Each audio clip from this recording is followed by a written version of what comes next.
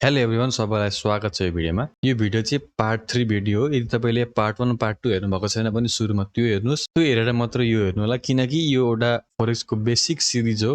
तपाईले सुरुदेखि सिक्दै जानु भयो भने मात्रै मजाले बुझिन्छ। र यो कुरोहरु बेसिक कुरोहरु एउटा ट्रेडरलाई थाहा हुनुपर्छ। सुरुमा एबीसीडी सिकेर अनि मात्र एप्पल सिकिन्छ, अनि मात्र चिठी लेख्न सिकिन्छ, अनि मात्र एसे लेख्न सिकिन्छ। त्यसरी नै फोरेक्समा पनि यिनीहरु चाहिँ ती एबीसीडी सिक्ने प्रोसेसहरु हुन्। तपाईले डाइरेक्ट चिठी लेख्न सिकेर हुँदैन। सुरुमा कसरी चिठी लेख्नलाई वर्ड चाहिन्छ, त्यसपछि के चाहिन्छ, लेटर चाहिन्छ। त्यसरी नै फोरेक्स ट्रेडिङ गर्नलाई पनि यी बेसिक कुराहरु थाहा हुनुपर्छ। र यो चाहिँ पार्ट 3 भिडियो हो।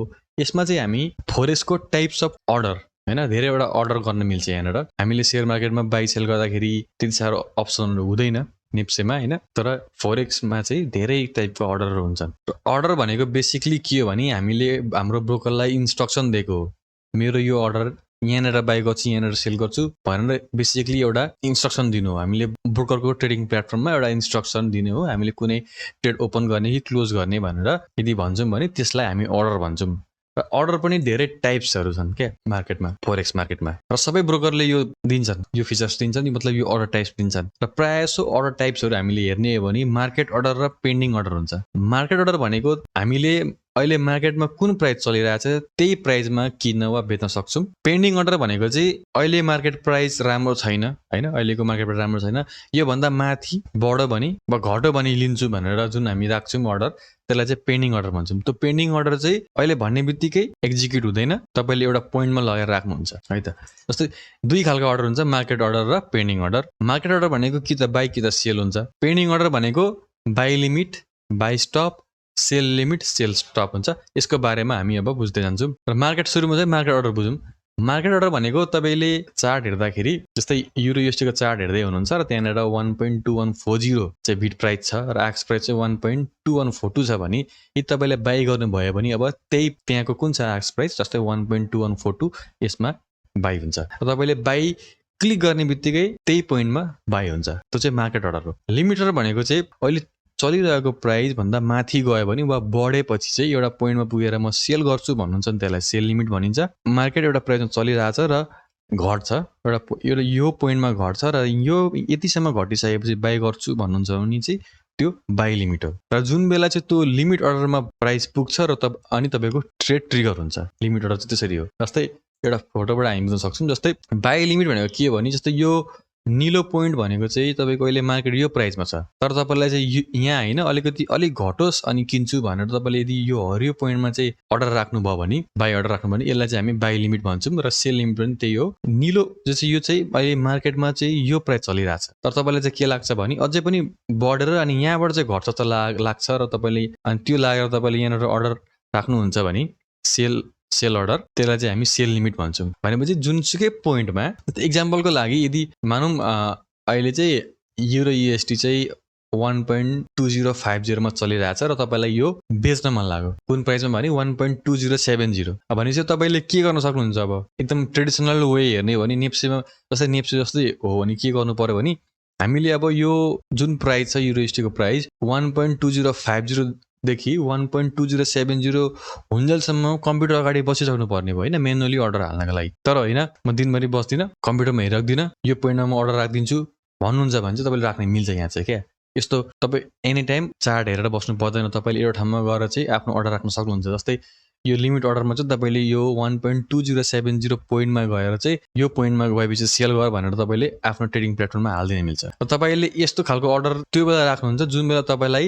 यहाँदेखि रिभर्स गर्छ भन्ने लाग्छ। जस्तै तपाई रिभर्सल ट्रेडिङ गर्नुहुन्छ भने, रिभर्सल मात्र हेर्नुहुन्छ भने चाहिँ तपाईले लिमिट अर्डर राख्नुहुन्छ प्राय जसो, किनकि एउटा पोइन्टदेखि बढेर यहाँ पुगेपछि फर्किन्छ भनेर चाहिँ हामीले अर्डर राख्दिन्छौँ भने त्यसलाई चाहिँ लिमिट अर्डर भनिन्छ। र अर्को हुन्छ हाम्रो स्टप इन्ट्री अर्डर वा स्टप अर्डर भन्ने। स्टप अर्डर भनेको चाहिँ कस्तो खालको हो भने, अघि चाहिँ के थियो भने बाइ गर्ने भने घटे या भन्दा घट्यो भने बाइ गर्छु भन्दा चाहिँ लिमिट हुन्थ्यो भने चाहिँ बाइ गर्दाखेरि अब चाहिँ जस्तै यो पोइन्टदेखि पनि बढ्यो भने चाहिँ यो पोइन्टसम्म पुगेर अनि बढ्यो भने चाहिँ अनि चाहिँ किन्छु भन्नुहुन्छ भने चाहिँ त्यो चाहिँ स्टप अर्डर हो। अहिले चलिरहेको प्राइस भन्दा पनि बढेर अनि त्यो पोइन्टमा पुगेपछि चाहिँ बाइ गर्छु भन्नुहुन्छ भने चाहिँ स्टप अर्डर भयो, बाइ स्टप भयो। र सेल स्टप भनेको चाहिँ अहिले एउटा पोइन्टमा छ र यो भन्दा अझै घट्यो भने अनि चाहिँ सेल गर्छु भन्नुहुन्छ भने चाहिँ त्यो चाहिँ स्टप अर्डर हो। यसरी बुझ्दाखेरि के देखिन्छ भने स्टप अर्डर भनेको चाहिँ हामीले ब्रेकआउट ट्रेडिङहरु गर्छौं नि, हैन ब्रेकआउट भएपछि कुनै पनि ब्रेकआउट भएपछि चाहिँ इन्ट्री गर्ने हाम्रो त्यस्तो खालको स्ट्र्याटेजी छ भने चाहिँ प्रायः जसो यो स्टप अर्डर युज गरिन्छ जस्तै हामीले एक्जाम्पल लिन सक्छौं मार्केट अहिले यो निलो यो प्राइसमा छ तपाईलाई चाहिँ मार्केट यो प्राइसमा पुगिसकेपछि अनि बाइ गर्छु भन्नुहुन्छ भने चाहिँ तपाईले यहाँ यो मार्केट प्राइस भन्दा माथि नै अर्डर राख्नुहुन्छ र त्यो प्राइस भन्दा पनि माथि गयो भने अनि बाइ स्टप हुन्छ तपाईको अर्डर इन्ट्री हुन्छ यस्तो चाहिँ बाइ स्टप भयो र सेल गर्दाखेरि पनि यो निलो प्राइस भन्दा घट्यो भने अनि यो भन्दा नि घट्यो भने चाहिँ अनि सेल गर्छु भन्नुहुन्छ भने चाहिँ त्यो सेल स्टप भयो जस्तै एक्जाम्पलको लागि जीबीपी यूएसडी अहिले 1.5050 छ हैन र तपाईलाई के लाग्छ भने यदि यो प्राइस 1.5060 भन्दा माथि गयो भने यो मार्केट झन् बढे गर्छ जस्तो लाग्छ भने तपाईले के गर्न सक्नुहुन्छ भने एउटा तपाईले दिनभरि त्यहाँ हेर्नुपर्ने हुन्छ कुन बेला चाहिँ 1.5060 मा पुग्छ अनि बाइ गर्छु भनेर तपाईले बस्नुपर्ने हुन्छ कि त तपाईले एउटा स्टप इन्ट्री अर्डर राख्न सक्नुहुन्छ 1.5060 मा र त्यो पोइन्टमा पुगेपछि अटोमेटिकली बाइ हुन्छ यो चाहिँ स्टप अर्डर र अर्को हुन्छ स्टप लस अर्डर भन्ने हुन्छ स्टप अर्डर भने चाहिँ के हो तपाईले एउटा ठाउँमा अर्डर राख्नुहुन्छ र त्यो ठाउँमा पुगिसकेपछि चाहिँ तपाईको ट्रेड क्लोज हुन्छ र यो स्टप लस चाहिँ किन राखिन्छ भने ह्युज लस हुनबाट जोगाउनको लागि राखिन्छ हैन तपाईले एउटा ठाउँमा किन्नु भयो भने तपाईको ट्रेड मिलेन एगेन्स्टमा गयो भने अब त्यतिकै छोड्यो भने के हुन्छ लस भएकै हुन्छ हैन त्यसलाई बचाउनको लागि चाहिँ तपाईले एउटा पहिला स्टप लस राख्नुहुन्छ र त्यसलाई छोड्यो भने एउटा लिमिट को लस हुन्छ र त्यसपछि तपाईको त्यो ट्रेडबाट आउट हुनुहुन्छ र यसरी तपाईलाई ठूलो लस हुनबाट स्टप लसले बचाउँछ यदि तपाईले बाइ गर्नु भएको छ हैन तपाईले कतैबाट बाइ गर्नु भएको छ वा लङ पोजिसन लिनु भएको छ भने यदि तपाईले स्टप लस राख्नुहुन्छ भने त्यसलाई सेल स्टप अर्डर भनिन्छ र यदि तपाईले सेल गर्नु भएको छ वा सर्ट पोजिसन लिनु भएको छ र तपाईले स्टप लस अर्डर राख्नु भएको छ भने त्यसलाई बाइ स्टप अर्डर भनिन्छ र तपाईहरुले यी कुराहरु बुझ्नुपर्छ अर्डरको बारेमा यो स्टप लस अर्डर चाहिँ जबसम्म तपाईको ट्रेड क्लोज हुँदैन तबसम्म रहिरहन्छ वा तपाईले क्यान्सल नगरिन्जेसम्म यो अर्डर रहिरहन्छ जस्तै एक्जाम्पलको लागि तपाईले युएसडी चाहिँ किन्नु भयो रे 1.2230 मा र तपाईले चाहिँ स्टप लस चाहिँ 1.220 मा राख्नु भएको छ भने यदि राम्रो जस्तै यो ट्रेड राम्रो भयो भने त भइहाल्यो तर यदि यो ट्रेड मिलेन हैन तपाईको एक्जिक्युसन मिलेन वा तपाईको एनालिसिस मिलेन र अब त्यो प्राइस चाहिँ 1.220 मा गयो भने के हुन्छ भने तपाईको ट्रेडिङ प्लेटफर्ममा अटोमेटिकली सेल अर्डर एक्जिक्युट हुन्छ र तपाईको कति लस भयो त्यो बुक हुन्छ त्यहाँनेर स्टप लस अर्डर भनेको चाहिँ एकदमै चाहिँ इम्पोर्टेन्ट हो हैन तपाईले स्टप लस राखेपछि चाहिँ तपाईलाई केही कुराको चिन्ता हुँदैन मेरो पैसा धेरै घट्छ कि धेरै लस हुन्छ कि भनेर तपाईको जुन टेन्सन हुन्छ तपाईको त्यो हट्छ किनकि स्टप लस पोइन्ट भनेको एउटा लिमिट पोइन्टमा तपाईले राख्नु भएको हुन्छ तपाईले कति रिस्क गर्न सक्नुहुन्छ कति गुमाउन सक्नुहुन्छ त्यो हिसाबले तपाईले एउटा स्टप लस अर्डर राख्नु भएको हुन्छ आफ्नो ट्रेडिङ प्लेटफर्ममा त्यो पोइन्टमा पुगिसकेपछि अटोमेटिकली ट्रेड क्लोज हुन्छ एउटा लिमिट लस लिएर यसो तपाईले स्टप लस राख्दाखेरि चाहिँ तपाईले टेन्सन लिनु पर्दैन हैन तपाईले जुन त्यो अब घट्यो कि धेरै घट्यो कि भन्ने जुन एउटा हुन्छ त्यो हट्छ माइन्डबाट स्टप लस अर्डरको चाहिँ त्यस्तो पनि एउटा फाइदा छ र अर्को हुन्छ ट्रेलिङ स्टप भन्ने हुन्छ यो ट्रेलिङ स्टप भनेको चाहिँ हामीले हाम्रो ट्रेडिङ प्लेटफर्ममा राख्न मिल्छ है त जस्तै त्यहाँबाट के हुन्छ भने ट्रेलिङ स्टप लस कति पिप्सको राख्ने भनेर त्यहाँबाट अप्सन हुन्छ हाम्रो MT4 MT5 प्लेटफर्ममा तपाईले गएर हेर्न सक्नुहुन्छ त्यो चाहिँ के हो भने तपाईको एउटा ट्रेडमा एट्याच हुन्छ प्राइस अलिकति माथि जस्तो बाइ गर्नु भएको छ भने मार्केट बढ्दै गयो भने तपाईको स्टप लस माथि सर्दै जान्छ यस्तोलाई चाहिँ ट्रेलिङ स्टप लस भनिन्छ जस्तै एक्जाम्पलको लागि तपाईले USD JPY चाहिँ सर्ट गर्नु भएको छ मतलब सेल गर्नु भएको छ 90.80 मा भने अनि तपाईले ट्रेलिङ स्टप लस चाहिँ 20 पिप्स राख्नु भएको छ भने यदि यो प्राइस चाहिँ अब घट्यो हैन मतलब तपाईको फेभरमा गयो 90.60 भयो भने अब तपाईको ट्रेलिङ स्टप लस चाहिँ 90.80 मा पुग्छ वा ब्रेक इभनमा हुन्छ तपाईले सेल गर्नु भएको पोइन्ट कति हो 90.80 र तपाईले stop loss original stop loss 91 मा राख्नु भएको थियो र प्राइस चाहिँ मुभ भएर 90.60 मा पुग्यो भने तपाईको ट्रेलिङ स्टप लस चाहिँ अब 20 पिप्स भनेर राख्नु भएको छ नि त हैन त्यही भएर 20 पिप्स अब अलिकति मुनि सर्छ जस्तै 80.80 त्यो त्यहाँनेर पुग्छ जस्तो अहिलेकै एक्जाम्पलमा तपाईको USD JPY चाहिँ अझै घटेर 90.40 पुग्यो र तपाईको स्टप लस चाहिँ अब कहाँ हुन्छ भने 90.60 मा हुन्छ तपाईको यो ट्रेड ओपन भइराख्छ जबसम्म चाहिँ प्राइस तपाईको एगेन्स्टमा जाँदैन 20 पिप्स एगेन्स्टमा गयो भने मात्र तपाईको यो ट्रेडबाट निस्किनुहुन्छ यदि मार्केट मुभ गरेको गयो विदाउट एनी रिट्रेसमेन्ट नआइकन घटेको गऱ्यो भने तपाईको प्रॉफिट झन् बढेको गर्ने भयो जुन बेला चाहिँ एगेन्स्ट तपाईको एगेन्स्टमा मतलब 20 पिप्स बढ्यो भने चाहिँ अनि तपाई त्यो ट्रेडबाट क्लोज भइन्छ यानी कि तपाईले ट्रेलिङ स्टप लस राख्नु भयो भने चाहिँ एउटा कुनै मुभबाट म्याक्सिमम रिवार्ड लिन सक्नुहुन्छ र limit order versus stop order यो लिमिट अर्डर र स्टप अर्डरमा मान्छेहरुको धेरै कन्फ्युजन छ कतिजनाले बुझ्दैनन् दुईटै तरिकाले के गरिन्छ भने हामीले ब्रोकरमा एउटा अर्डर राख्छौं फ्युचरमा ट्रेड गर्ने भनेर हैन, अहिले नै गर्ने हैन, यहाँ पुग्यो भने म गर्छु भनेर राख्ने तरिका हुन् यिनीहरू चाहिँ। जस्तै इक्जाम्पलको लागि युरो युएसडी चाहिँ अहिले 1.1000 मा छ र तपाईले चाहिँ स्टप अर्डर एन्ट्री चाहिँ बाई भनेर राख्नुभयो 1.1010 मा र एकचोटि प्राइस 1.1010 मा पुगेपछि तपाईको यो अर्डर एक्जिक्युट हुन्छ। र तपाईले के कुरा ध्यान दिनुपर्छ भने 1.10 मा पुग्ने बित्तिकै अब तपाईको 1.10 मै चाहिँ बाई हुन्छ भन्ने हुँदैन। त्यो बेला के छ, स्प्रेड्स कति छ, स्लिपेज कति छ हैन, त्यो हिसाबले हुन्छ। यदि मार्केट एकदमै ह्युजली मुभ भएको छ भने स्लिपेजको कारणले तपाईको 1.1021 11 यस्तोमा पनि अर्डर एक्जिक्युट हुन सक्छ। र कहिलेकाहीँ चाहिँ तपाईको फेभरमा पनि हुन सक्छ। जस्तो तपाईले बाई गरेर 1.1010 मा चाहिँ तपाईले बाई अर्डर राख्नु भएको थियो भने कहिलेकाहीँ अब जस्तै मार्केटको फ्लक्चुएसन हिसाबले 1.1008 मा पनि प्लेस हुन सक्छ बाहिर। त्यसैले कहिलेकाहीँ राम्रो पनि हुन सक्छ, कहिलेकाहीँ नराम्रो पनि हुन सक्छ। अब त्यो तपाईको त्यो बेला मार्केट कतिको फ्लक्चुएट भइरहेको थियो त्यो हिसाबले पनि हुन्छ। लिमिट अर्डर भनेको चाहिँ हामीले प्राइस एउटा ठाउँमा पुगेपछि चाहिँ रिभर्स हुन्छ हैन, त्यहाँबाट चाहिँ अपोजिट जान्छ भनेर चाहिँ हामीले यदि त्यस्तो हाम्रो एनालिसिस छ भने चाहिँ हामी त्यस्तो बेला चाहिँ लिमिट अर्डर राख्छौँ। एउटा पोइन्टमा पुगिसकेपछि यहाँबाट चाहिँ रिभर्सल गर्छ क्या, यही ट्रेडमा जाँदैन त्यहाँबाट फर्किन्छ भनेर चाहिँ तपाईको त्यस्तो एनालिसिस छ भने तपाईले लिमिट अर्डर राख्नुहुन्छ।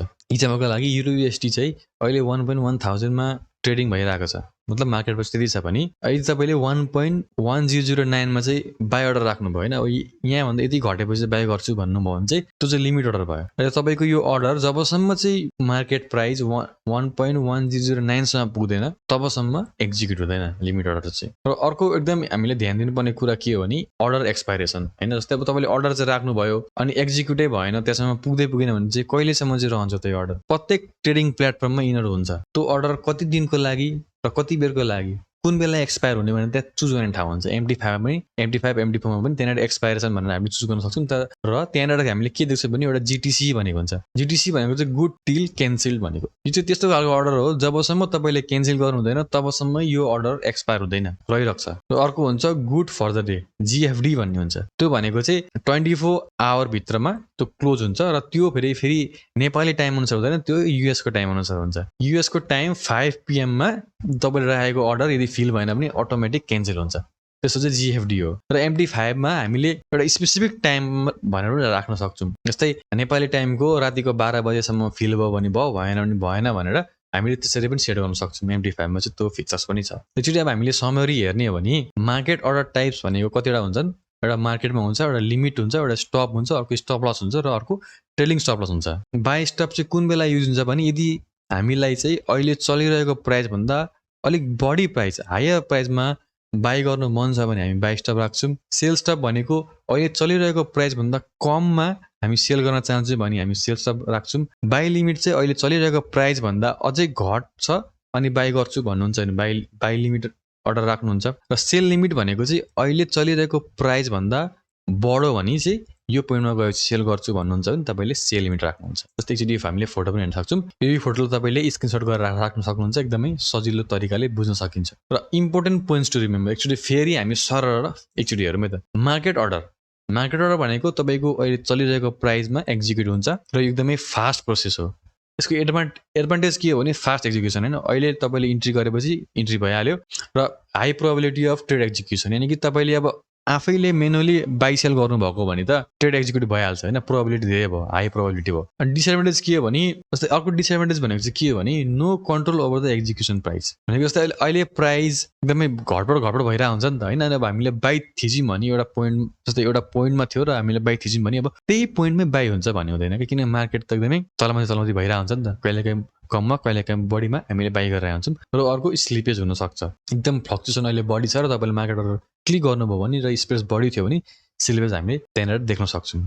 अब अर्को लिमिट अर्डर भनेको चाहिँ तपाईको एडभान्टेजेस के हो भने कन्ट्रोल भयो, तपाईले एक्जिक्युसन प्राइस तपाईको हिसाबले गर्न मिल्यो। मलाई यो पोइन्टमा बाई गर्नु छ, यो पोइन्टमा सेल गर्नु छ भन्नुहुन्छ भने ठ्याक्कै मिल्यो, तपाईले त्यही भनेकै प्राइसमा तपाईको अर्डर एक्जिक्युट हुन्छ र स्लिपेज अलिक कम हुन्छ। अन्त हुँदैन भन्ने हैन, स्लिपेज कम हुन्छ। डिसएडभान्टेज के भयो भने अब एक्जिक्युसन नट ग्यारेन्टेड, तपाईले एउटा ठाउँमा अर्डर राख्नु भएको छ र यदि प्राइस त्यहाँसम्म पुग्दैन भने तपाईको ट्रेडै एक्जिक्युट भएन, त्यो पोइन्टमा नपुगिकन अनि मार्केट ह्युज मुभ हुन सक्छ, तपाईलाई ट्रिगर नगरिकन त्यो मार्केटले हेभी मुभमेन्ट दिन सक्छ र यदि त्यो प्राइसमा पुगेन भने तपाईले त्यो ट्रेड मिस पनि गर्न सक्नुहुन्छ। र भनेको अर्को भनेको मे रिक्वायर पेसेन्स हैन, पेसेन्स चाहिन्छ लिमिटर राख्नको लागि, त्यो पोइन्टसम्म पुग्नको लागि चाहिँ पर्खिनु पर्यो नि त, त्यसैले पेसेन्स चाहिन्छ लिमिटर राख्दाखेरि चाहिँ। र अर्को ट्रेलिङ स्टप अर्डर। अब एडभान्टेज के हो भने डाइनामिक रिस्क म्यानेजमेन्ट छ। के भने तपाईले अलिकति मुभ भएपछि माथि सार्नुहुन्छ, अटोमेटिकली ट्रेलिङ स्टप लस राख्नु भएको छ भने के भयो भने रिस्क म्यानेजमेन्ट भयो। मिनिमममा पनि तपाईले प्रॉफिट चाहिँ कमाउनुहुन्छ है।